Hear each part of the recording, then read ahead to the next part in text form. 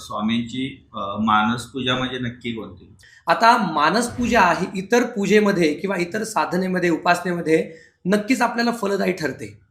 प्रामुख्याने मानस पूजा म्हणजे नक्की काय, तर मनापासून केलेली पूजा, मनाने केलेली पूजा. आणि मानस पूजेसाठी कोणत्याही भौतिक वस्तूंची आवश्यकता आपल्याला पडत नाही. बरोबर. उदाहरणार्थ माझ्याकडे स्वामींना व्हायला फूल नाही, मग मी काय करावं? माझ्याकडे व्हायला स्वामींना हार नाही, मी काय करावं?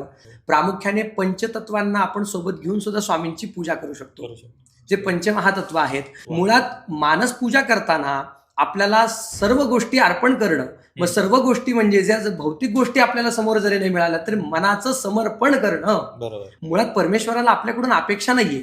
आणि आपल्याकडे काही गोष्टी नसतील तर आपण स्वामी सेवा किंवा परमेश्वराची सेवा करू शकत नाही, अशातला भाग नाही. ज्या वेळेला आपल्याला काहीच अर्पण करायला नाही, काही त्यांना नैवेद्य दाखवायला नाही, तेव्हा आपण स्वामींची मानस पूजा करावी.